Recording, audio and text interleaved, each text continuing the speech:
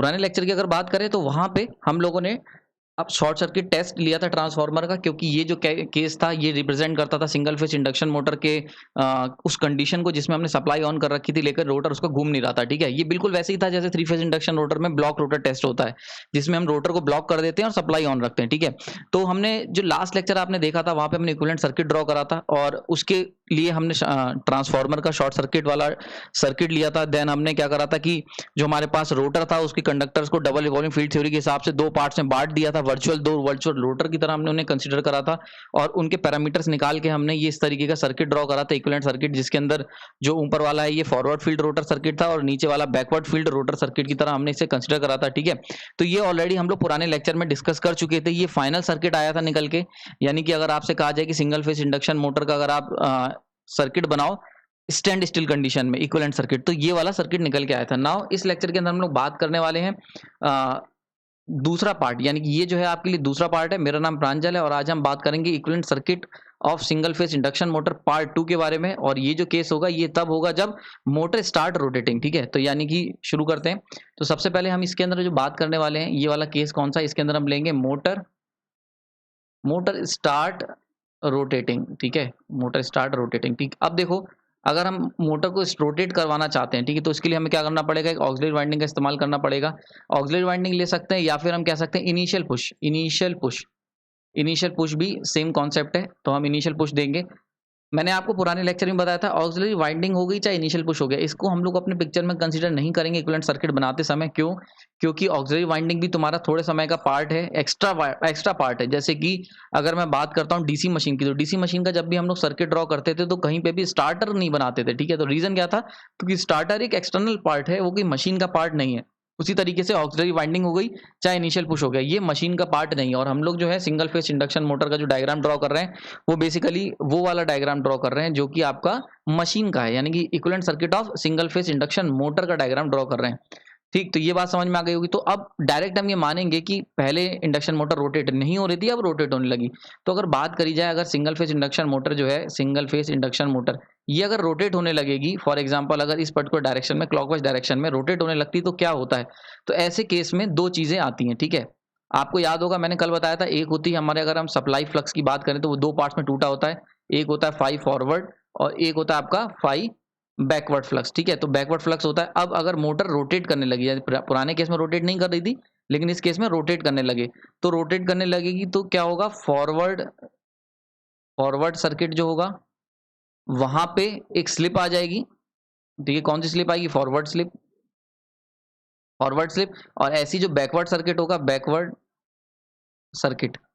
ठीक है, इसके अंदर कौन सी आ जाएगी, इसके अंदर आ जाएगी बैकवर्ड स्लिप। बात समझ में आ रही? तो यानी कि जब एक बार रोटर रोटेट होने लगता है तो उसके अंदर क्या होता है, स्लिप आ जाएगी। फॉरवर्ड सर्किट में फॉरवर्ड स्लिप आ जाएगी, बैकवर्ड सर्किट में बैकवर्ड स्लिप। ना अगर फॉरवर्ड स्लिप एस है तो बैकवर्ड स्लिप कितनी होगी, 2 - s होगी। ये भी मैंने पुराने लेक्चर्स अगर आपने मेरे देखे तो वहां पे मैंने ये सब चीजें निकलवा के बताई। ठीक, तो यानी कि अगर प्रीवियस केस से कंसीडर करा जाए, जब मोटर रुकी हुई थी तो किसी भी तरीके की ना तो फॉरवर्ड स्लिप थी ना बैकवर्ड स्लिप थी, लेकिन एक बार रोटर रोटेट करने लगेगा तो उसमें क्या होगा, सिंगल फेज इंडक्शन मोटर में तो फॉरवर्ड स्लिप भी आ जाएगी और बैकवर्ड स्लिप भी आ जाएगी। दोनों क्वांटिटीज मैंने यहाँ निकाल दी। नाउ अगर तुम याद करो थ्री फेज इंडक्शन मोटर को पुराने, तो आपको याद होगा जब भी स्लिप एस आ जाती थी, अगर एस स्लिप पिक्चर में आती थी तो क्या होता था, तो ईएमएफ जो होता था, आपको याद होगा ईएमएफ वो किस में कन्वर्ट हो जाता था, एसई में कन्वर्ट हो जाता था। ठीक है, और फ्रीक्वेंसी जो होती थी वो आपको याद होगा एसएफ हो जाती थी। ठीक है, रेजिस्टेंस जो था वो सेम रहता था, रेजिस्टेंस ही रहता था। ये चीज याद होगी आपको। रोटर की बात कर रहा हूं मैं, रोटर की, ये रोटर की बात हो रही है।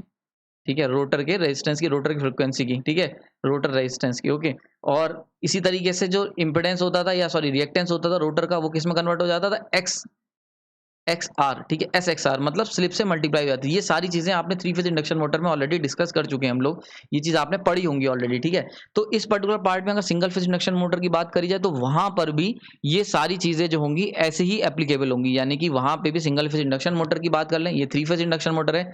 अगर सिंगल फेज इंडक्शन मोटर की बात करोगे, सिंगल फेज इंडक्शन मोटर, तो उसके अंदर भी सारे केसेस होंगे, यानी कि जो रोटर में इंड्यूस होने वाला वोल्टेज है वो एस टाइम्स हो जाएगा, फ्रिक्वेंसी भी एस हो जाएगी, रेजिस्टेंस सेम रहेगा। ये केवल एक ऐसी क्वांटिटी जो सेम रहेगी, और रिएक्टेंस जो होगा वो भी तुम्हारा एस टाइम्स एक्स हो जाएगा, क्योंकि रिएक्टेंस क्या होता है, इसका फॉर्मूला होता है 2 पाई एफ इंटू एल। ठीक है। तो देखो सीधी सी बात है 2 पाई एफ इंटू एल होता है, तो एफ क्या है, फ्रिक्वेंसी, और फ्रिक्वेंसी क्योंकि एस एफ हो रहा है तो इसीलिए यहाँ पे क्या हो जाएगा, एस एफ हो जाएगा, तो इसीलिए एस एक्स आर, ये ऑलरेडी आपको पता होगा। ठीक है, तो यानी कि कंक्लूजन यहाँ से इतना जो मैंने अभी तक बताया इसमें ये निकला कि जब एक बार मोटर रोटेट होने लगी तो स्लिप आ गई, और स्लिप आ गई तो पैरामीटर जो हम लोग पुराने केस में ले रहे थे फिक्स ले रहे थे। जैसे कि अगर हम पैरामीटर्स की बात करें, कौन कौन से पैरामीटर्स ले रहे थे, तो आपको याद होगा मैंने एक निकाला था फॉरवर्ड पैरामीटर्स, देख लो फॉरवर्ड पैरामीटर्स। फॉरवर्ड पैरामीटर कौन कौन से थे, एक था वोल्टेज था, फॉरवर्ड वोल्टेज, इंड्यूस्ड वोल्टेज, ठीक है, एक फॉरवर्ड रेजिस्टेंस था, ठीक है, एक फॉरवर्ड रिएक्टेंस था, लीकेज रिएक्टेंस याद होगा आपको, ठीक, ये सारी चीजें थी फॉरवर्ड में, ठीक है। और इसी तरीके से बैकवर्ड में क्या क्या था, बैकवर्ड पैरामीटर्स कौन कौन से थे, दूसरे सर्किट वाले, वहां पे ई बैकवर्ड था, कॉमा आर बैकवर्ड था, comma reactance, leakage reactance backward था। ये ऑलरेडी हम लोग डिस्कस कर चुके हैं। तो ठीक, तो क्योंकि स्लिप आ गई है तो अब ये क्वांटिटीज क्या हो जाएंगी, दिस वन इज, अगर हम इनको चेंज करेंगे तो इन सब के अंदर क्या होगा, एक स्लिप इंड्यूस हो जाएगी, यहाँ पे स्लिप आ जाएगी पिक्चर में, ठीक है, स्लिप से मल्टीप्लाई करना पड़ेगा। ठीक, क्लियर हो रहा है यहाँ पे। तो ये चीज क्लियर हो गई होगी। नाउ आगे चलते हैं, अगर हम लोग सिंगल फेज इंडक्शन मोटर की बात कर लें और इक्विवेलेंट सर्किट को बना चुके हैं, अब करंट की अगर बात करें, ठीक है, करंट, तो मैं क्या करूंगा, आपके सामने फॉरवर्ड सर्किट का करंट निकालूंगा, फॉरवर्ड सर्किट, और बैकवर्ड सर्किट जो होगा वो जस्ट इसको फॉलो कर लेगा। तो अगर फॉरवर्ड सर्किट के करंट की बात करी जाए, आई, ठीक है, आई करंट कितना होगा, तो I equal to forward circuit की बात कर रहे हैं तो वोल्टेज, ठीक है, वोल्टेज डिवाइड बाई इम्पिडेंस, ठीक है, तो वोल्टेज क्या होगा, तो वोल्टेज हो जाएगा एस इंटू ई एफ, मैंने अभी बताया स्लिप से मल्टीप्लाई हो जाएगी, डिवाइड बाई अंडर रूट में आर, ठीक है, आर फॉरवर्ड का whole square plus S X forward का होल स्क्वायर। क्लियर हो रहा है। ये मैंने अभी तुम्हें बताया कि ई एफ में स्लिप मल्टीप्लाई होगी और एक्स एफ में स्लिप मल्टीप्लाई होगी, आर एफ में कोई स्लिप मल्टीप्लाई नहीं होगी। तो इस तरीके से फॉर्मूला आ जाएगा। सेम कैलकुलेशन हम लोग 3 फेज इंडक्शन मोटर में भी निकालते थे, जब करंट निकालने की कोशिश करते थे तो ऐसी कैलकुलेशन करते थे, ठीक है। तो वही चीज यहाँ पे कर रहे हैं। तो अगर हम इसकी बात करी जाए, यहाँ पे सिंगल फेज इंडक्शन मोटर की इक्विवेलेंट सर्किट पुराने डायग्राम में आपको बताए, तो करंट कितना होगा, तो वोल्टेज डिवाइड बाई इंपेडेंस, तो वोल्टेज कितना होगा, एस इंटू ई एफ हो जाएगा। ये बात समझ में आ गई होगी, इसमें कोई डाउट नहीं होना चाहिए। स्लिप की मल्टीप्लाई हमने क्यों करी, पुराना हम बता चुका हूँ अभी, ठीक है। इसी तरीके से ये लिख दिया। अब देखो हम जानते हैं, आपको अगर याद हो पुराने लेक्चर, तो उसके अंदर हमने बताया था कि जो आर एफ था वो कितना था, रोटर का total resistance divide by 2, divide हो गया था 2 पार्ट्स में। इसी तरीके से जो फॉरवर्ड रिएक्टेंस था वो कितना था, रोटर का रिएक्टेंस डिवाइड बाई 2, ठीक है। तो वो यहाँ पे प्लेस कर देंगे। क्लियर। तो अब इनको यहाँ पे प्लेस कर देते हैं, तो यहाँ पे क्या आ जाएगा, ये हो जाएगा तुम्हारा आर बाई 2 का होल स्क्वायर, ठीक है, प्लस ये पर्टिकुलर पार्ट क्या हो जाएगा, ये हो जाएगा तुम्हारा एस इंटू एक्स, रोटर का होल अपॉन बाई 2 का होल स्क्वायर। इसमें कोई डाउट नहीं होना चाहिए। यहाँ तक क्लियर हो गया। ओके। अब देखो, अब क्या करते हैं हम लोग, जो हमने अभी निकाला प्लेस कर देते हैं, I forward equal to S times E forward divide by जो इक्वेशन बन के आई है, आर डिवाइड बाई 2 का whole square plus S X R divide by 2 का होल स्क्वायर, ठीक है। नाउ अब इस इक्वेशन में क्या करो, मल्टीप्लाई कर दो इस इक्वेशन को, ऊपर नीचे क्या करो, मल्टीप्लाई कर दो 1 बाई एस से, ठीक है, या कह लो डिवाइड कर देते हैं 1 बाई एस से। तो 1 बाई एस से मल्टीप्लाई करते हैं, 1 बाई एस से मल्टीप्लाई कर दो इस पूरी इक्वेशन को, ठीक है। तो 1 बाई एस से मल्टीप्लाई करोगे, ऊपर भी मल्टीप्लाई करोगे तो एस इंटू ई एफ है, डिवाइड बाई 1 बाई एस, दो ऊपर नीचे दोनों तरफ 1 बाई एस से मल्टीप्लाई कर दो, आर बाई 2 का whole square plus S X R by 2 का होल स्क्वायर, ठीक है। तो ये एस से ये एस कैंसिल हो गया, ठीक। और इस एस को अगर हम लोग अंदर भेजेंगे, सिंपल मैथ्स है, तो क्या इक्वेशन आ जाएगी, तो E F divide by under root में आर डिवाइड बाई 2, ठीक है, एस का whole square plus S X R divide by 2 into S का होल स्क्वायर। यही तो आएगी क्वेश्चन। सिंपली जब इस एस को इस रूट के अंदर भेजेंगे तो स्क्वायर टाइम्स करके भेजेंगे, और क्योंकि ऊपर ऑलरेडी स्क्वायर लगा हुआ है तो अंदर डायरेक्ट एस चला जाएगा। तो ये वाली इक्वेशन आ गई। नाउ इस एस से ये वाला एस कैंसिल हो सकता है। तो अब वो जो फाइनल इक्वेशन निकल के आई, यानी कि फॉरवर्ड वाइंडिंग के अंदर जो करंट एंटर करेगा वो कितना करेगा, वो ई फॉरवर्ड यानी कि जो फॉरवर्ड वाइंडिंग के अंदर इंड्यूस्ड ईएमएफ है उसके बराबर, डिवाइड बाई, ठीक है, आर अपॉन में 2s का होल स्क्वायर, रोटर का रेजिस्टेंस प्लस रोटर का leakage reactance X R divide by 2 का होल स्क्वायर, ठीक। तो आई होप ये समझ में आ गया कि बहुत इंपॉर्टेंट इक्वेशन है ये। यानी कि जो फॉरवर्ड वाइंडिंग के अंदर जो करंट एंटर करेगा, ठीक है, वो वोल्टेज इसके अंदर जो वो किसके ऊपर डिपेंड करेगा, वो इंड्यूस होने वाले वोल्टेज, फॉरवर्ड वोल्टेज के ऊपर, आर डिवाइड बाई 2s का होल स्क्वायर और एक्स आर डिवाइड बाई 2 का होल स्क्वायर। सिमिलरली ये हो गया, ये कौन सा केस था, ये तुम्हारा है फॉरवर्ड करंट का केस, फॉरवर्ड सर्किट का केस है, ठीक है। इसी तरीके से अगर हम लोग क्या करते हैं, अगर हम लोग बैकवर्ड सर्किट का केस ड्रॉ करें, अगर बैकवर्ड सर्किट का केस ड्रॉ करोगे तो इक्वेशन क्या निकल के आएगी, तो इक्वेशन आई जो बैकवर्ड करंट होगा वो कितना होगा, तो वो तुम्हारा निकल के आएगा E backward divide by under root में R divide by 2 into 2 minus S का whole square plus X R divide by 2 का होल स्क्वायर। तो बात समझ में आ रही है। देखो अगर पुरानी इक्वेशन को और इस इक्वेशन कंपेयर करो तो देखो यहाँ पे R divide by 2 into slip आ जा रहा है, यानी कि अगर जनरलाइज फॉर्मूला लिखा जाए, जनरलाइज फॉर्मूला इसी के अंदर अगर मैं क्या करता हूँ यहाँ पे आपके लिए जनरलाइज्ड फॉर्मूला लिख देता हूँ, जनरलाइज्ड फॉर्मूला, तो वो क्या निकल के आया, वो ये निकल के आया कि जो आई होगा चाहे फॉरवर्ड हो या बैकवर्ड हो इक्वल टू ई आ जाएगा, जो फॉरवर्ड हो बैकवर्ड हो डिवाइड बाई अंडर रूट में आर अपॉन 2 इंटू स्लिप, ठीक है, R divide by 2 into slip का होल स्क्वायर, ठीक है, plus X R divide by 2 का होल स्क्वायर। बात समझ में आ रही है। तो देखो सेम यही चीज की है, ठीक है। तो पुरानी इक्वेशन देख सकते हो, फॉरवर्ड केस में R divide by 2 into slip, तो फॉरवर्ड स्लिप क्या थी, तो फॉरवर्ड स्लिप, क्योंकि अब देखो अगर आई एफ था फॉरवर्ड लोगे तो उसमें फॉरवर्ड स्लिप एस एफ आ जाएगी, यानी कि एस आ गई, और जो आई बैकवर्ड था उसके अंदर फॉरवर्ड, उसके अंदर जो स्लिप होती कितनी होती 2 माइनस एस होती, तो इसीलिए देखो यहाँ पे 2 माइनस एस आ गई, ठीक है। तो ये हो गया जनरलाइज फॉर्मूला, यानी कि अगर आपको ये फॉर्मूला याद है तो दोनों निकाल सकते हो, ठीक। तो आई चाहे बैकवर्ड हो चाहे फॉरवर्ड हो इस फॉर्मूले से गवर्न हो जाए, ठीक। अब हम लोग इसका सर्किट ड्रॉ करेंगे, ठीक है, इसी का जो अब तक हमने सीखा है, यानी कि ये जो इक्वेशन निकल के आई है, तो एक्चुअल की बात करी जाए तो दिस वन इज, इसको हम लोग क्या कहेंगे, यानी कि ये जो वैल्यू निकल के आई यहाँ से क्या चीज कंक्लूड कर सकते हैं, तो बड़ा इंपॉर्टेंट कंक्लूजन ड्रॉ होता है, ये है तुम्हारा, यानी कि ये जो पर्टिकुलर क्वांटिटी है this one is your effective resistance,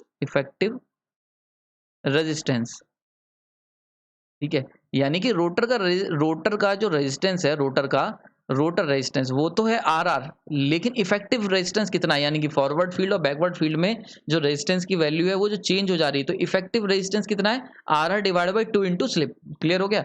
and this one is called, ये क्या है तुम्हारा इफेक्टिव, बहुत इंपॉर्टेंट वर्ड है, इफेक्टिव रिएक्टेंस,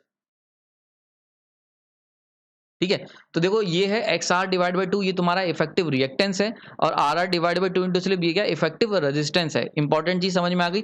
तो अगर तुमसे पूछा जाए कि भाई सिंगल फेज इंडक्शन मोटर में इफेक्टिव रेजिस्टेंस कितना होता है, तो इफेक्टिव रेजिस्टेंस होता है R divide by 2 into slip. अब अगर फॉरवर्ड का पूछा जाए, यानी कि मैं जो कह रहा हूँ उसको मैं बताता हूँ, ये जो मैं बात लिख रहा हूँ, अगर आपसे क्वेश्चन आ जाते कि इफेक्टिव रेजिस्टेंस बताइए, इफेक्टिव रेजिस्टेंस बताइए, ठीक है, किसके केस में, फॉरवर्ड केस में, फॉरवर्ड फील्ड वाला फॉरवर्ड केस में, तो वो कितना होगा, R forward equal to R divide by 2 into slip, ठीक है। और फॉरवर्ड स्लिप क्या होती है, फॉरवर्ड स्लिप तुम्हारी क्या होती है, एस होती है, तो R forward effective resistance forward circuit का कितना हो जाएगा, R divide by 2 into S, ठीक है। इसी तरीके से पूछा जाए तुमसे इफेक्टिव रेजिस्टेंस बताइए फॉर बैकवर्ड सर्किट के लिए, बैकवर्ड सर्किट, तो बैकवर्ड सर्किट के लिए अगर पूछा जाएगा तो R B equal to same formula R divide by 2 into slip, generalise formula जो है, और ये कितना हो जाएगा, ये हो जाएगा तुम्हारा R divide by 2 into 2 minus S. बात समझ में आ रही, बहुत इंपॉर्टेंट है, इस पे बहुत क्वेश्चंस आते हैं, ठीक है, इसमें कंफ्यूज नहीं होना। ये ईएस लेवल में, यूपीसीएल में, इवन एसएससी जेई में बहुत क्वेश्चन, जहां पे भी सिंगल फेज इंडक्शन मोटर का सर्किट डायग्राम पे क्वेश्चन आएगा वहां ये जरूर आएगा।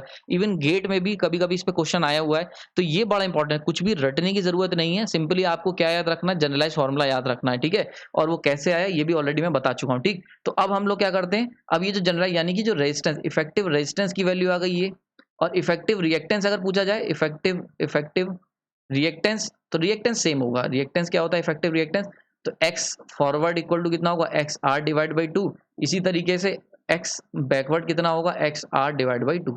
तो यानी फॉरवर्ड रिएक्टेंस और बैकवर्ड रिएक्टेंस क्या होगा, वो सेम रहेंगे, ठीक। तो अब सर्किट इक्विवेलेंट सर्किट ड्रॉ करते हैं फाइनली, जितना भी हमने सीखा है इसमें, ठीक है। तो शुरू करते हैं। सबसे पहले तो सबसे पहले हम लोग सप्लाई दे रहे थे, यहाँ पे ये हो गया रेजिस्टेंस आर, ठीक है, आर एम, मेन वाइंडिंग का रेजिस्टेंस हो गया, मेन वाइंडिंग का लीकेज रिएक्टेंस हो गया एक्स एम, ठीक है। देन फाइनली यहाँ पे आपका आ जाएगा फॉरवर्ड सर्किट, तो फॉरवर्ड सर्किट में ये हो जाएगा तुम्हारा आर एफ इफेक्टिव, ठीक है, और यहाँ पे आ जाएगा तुम्हारा एक्स एफ इफेक्टिव, क्लियर, और ये आ जाएगा तुम्हारा एक्स बाई 2 था, याद होगा पुराने लेक्चर में, ये सेम रहेगा, क्योंकि ये जो है एक्स बाई 2 ये डिपेंड करता है स्टेटर के सर्किट पे, इसलिए इसमें कोई अंतर नहीं आएगा।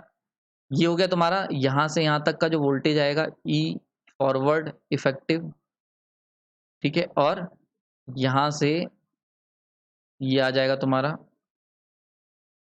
x/2, ये बैकवर्ड सर्किट आ गया, आर बैकवर्ड इफेक्टिव, ठीक है। और ये आ गया तुम्हारा x बैकवर्ड इफेक्टिव, ठीक है। And this one is your V supply, ये हो गया यहाँ पे, ठीक है। And this one is I supply, चाहिए। ये आ गया आपका इफेक्टिव सर्किट, ठीक। यानी कि अगर हम बात, अभी देखो अभी फाइनल सर्किट पे हम लोग नहीं पहुंचे हैं, ठीक है। अभी तक हमारे पास निकल के आ गया equivalent circuit of running motor, single phase induction motor अगर रन कर रही है, ठीक, तो ये सर्किट हमारे पास निकल के आ गया है। इसमें अगर बात करी जाए तो ये वाला पर्टिकुलर पार्ट जो होगा ये कौन सा होगा, ये होगा तुम्हारा, अगर इस पर्टिकुलर केवल पार्ट की बात करी जाए तो ये हो गया फॉरवर्ड सर्किट, ये हो गया फॉरवर्ड सर्किट, पुराने लेक्चर में देखा था फॉरवर्ड सर्किट। और ये हो गया तुम्हारा बैकवर्ड सर्किट, यानी कि बैकवर्ड फील्ड के कारण जो सर्किट क्रिएट होगा बैकवर्ड सर्किट, ठीक है। तो ये चीज क्लियर हो गई। नाउ अब हमें इनकी वैल्यू निकालनी है, यानी कि आर इफेक्टिव कितना होगा, एक्स इफेक्टिव कितना होगा, ये सारी चीजें निकालनी है। तो देखो यहाँ से ये फॉर्मूला, ये जो हमने निकाला था, यहाँ पे देखो मैंने बताया था इफेक्टिव वैल्यू सारी निकल के आ गई है, ठीक। तो इफेक्टिव ई की जो इफेक्टिव वैल्यू होगी, ठीक, ई की इफेक्टिव वैल्यू कितनी रहेगी, ई रहेगी, यानी कि ये होगी तुम्हारी ई की इफेक्टिव, तो ये हमेशा ई रहेगी, सेम रहेगी। इसी तरीके से ये भी सेम रहेगी, नॉर्मली जो है ये चेंज होगी केवल, यानी कि इफेक्टिव रेजिस्टेंस जो होता है, इसीलिए जो क्वेश्चंस आते हैं वो इफेक्टिव रेजिस्टेंस पे आते हैं, क्योंकि इफेक्टिव रेजिस्टेंस एक बड़ा इंपॉर्टेंट रोल प्ले करता है और यही वेरिएबल हो जाता है। क्योंकि हमने क्या करा था, दोनों में स्लिप हटा दी थी मल्टीप्लाई डिवाइड करके, तो ये जो पर्टिकुलर पार्ट था, यानी कि ये जो पर्टिकुलर पोर्शन था, इसके अंदर स्लिप केवल रह गई, तो इसीलिए ये जो होती है एक वेरिएबल क्वांटिटी बन जाती है। यानी कि जैसे जैसे रोटर की स्पीड चेंज होगी वैसे वैसे इफेक्टिव रेजिस्टेंस चेंज हो जाएगा। इफ रोटर की स्पीड कह लो या कह लो स्लिप चेंज होगी, तो जैसे जैसे स्लिप चेंज होगी, रोटर की स्लिप कम या ज्यादा होगी, उसी हिसाब से क्या होगा, इफेक्टिव रेजिस्टेंस की वैल्यू कम या ज्यादा होने लगेगी, ठीक है। तो यहां से हम इस सर्किट को कंप्लीट कर सकते हैं। अब फाइनल सर्किट बना देता हूं, यानी कि अगर इस पर्टिकुलर पार्ट की बात करें तो ये वाला जो पार्ट है, कलर चेंज कर देता हूं मैं ताकि आपको इजीली समझ में आ जाए। तो आर इफेक्टिव की यहाँ वैल्यू कितनी हो जाएगी, ये हो जाएगी तुम्हारी R R divide by 2 into S, ठीक। आर बी की इफेक्टिव वैल्यू कितनी हो जाएगी, R R divide by 2 into 2 minus S. बाकी सब सेम रहेगा, ये कितना रहेगा एक्स आर बाई 2 जो पहले रहा करता था, ये कितना रहेगा एक्स आर बाई 2 सेम जैसे पहले रहा करता था। और ये कितना रहेगा, ये ई फॉरवर्ड जैसे पहले था, ये क्या रहेगा ई बैकवर्ड था जैसे पहले था, ठीक है। बात समझ में आ गई। तो this one is your complete circuit. अभी मैं आपके लिए दोबारा बना दूंगा। एक चीज और याद रखना, यहाँ पे डैश लगाना ना भूलें, क्योंकि ये रिफर टू स्टेटर है, जैसे कि ट्रांसफार्मर रिफर टू प्राइमरी होता था वैसे ही रिफर टू स्टेटर है, ठीक। तो फाइनल सर्किट अगर मैं बनाऊं एक बार में, फाइनल सर्किट अगर हम लोग तैयार करें तो कैसा दिखेगा, तो this one is your same R M, आप लोग अपने अपनी कॉपी पे ड्रॉ करिए, ठीक है। This one is leakage reactance main winding का, यहाँ तक सेम है। देन फॉरवर्ड सर्किट की अगर बताएंगे तो सबसे पहले रेजिस्टेंस आ जाएगा, वेरिएबल रेजिस्टेंस है, तो R R dash divide by 2 into S, ठीक है। एक रिएक्टेंस आ जाएगा एक्स आर डिवाइड बाई 2, ठीक है। ये हो गया तुम्हारा मैग्नेटाइजिंग कंपोनेंट, तो एक्स एम डिवाइड बाई 2, ठीक है। एक्स एम नहीं सॉरी एक्स, वेट इसको रब कर देते हैं यहाँ पे, एक्स डिवाइड बाई 2, ठीक है, एक्स था ना, ओके। तो एक्स डिवाइड बाई 2 ये कंप्लीट हो गया, क्लियर हो गया। दिस वन इज यहाँ से यहाँ तक इंड्यूस होने वाला वोल्टेज कितना ई फॉरवर्ड हो गया, और ये यहाँ पे कंप्लीट कर दिया हमने। ये हो गया आपका फॉरवर्ड सर्किट तैयार है, गर्मा गर्म फॉरवर्ड सर्किट, ठीक है। ये फाइनल सर्किट बना रहा हूँ, यही आपको एग्जाम में लास्ट में यही ड्रॉ होना चाहिए, ठीक है। R R dash divide by 2 into 2 minus, क्योंकि यहाँ पे स्लिप आएगी और स्लिप कितनी होती है बैकवर्ड में 2 माइनस एस होती है। उसके बाद reactance leakage reactance X R by 2, and then magnetising reactance X by 2, और ये जो कंप्लीट हो गया यहाँ पे, and this one is your neutral path निकाल दिया मैंने। और ये वाला जो होगा ये होगा ई बैकवर्ड इंड्यूस वोल्टेज, क्लियर। और यहाँ से यहाँ तक हम लोग सप्लाई कर रहे हैं वी सप्लाई, और करंट कितना दे रहे हैं, करंट दे रहे हैं हम लोग आई सप्लाई करंट, ठीक है। तो this one is your final. अच्छा एक चीज और इसको लिख लो, ये हो गया तुम्हारा बैकवर्ड सर्किट, ठीक है। क्लियर हो गया यहाँ पे। तो आई होप किसी भी तरीके का डाउट मैंने वैसे नहीं छोड़ा है, अपनी तरफ से मैंने बेस्ट दिया है, फिर भी अगर कोई आपके पास डाउट है तो कमेंट सेक्शन में मुझे बता सकते हैं। तो this one is your final final equivalent circuit, final equivalent circuit किसका, single phase induction motor at running condition, running condition,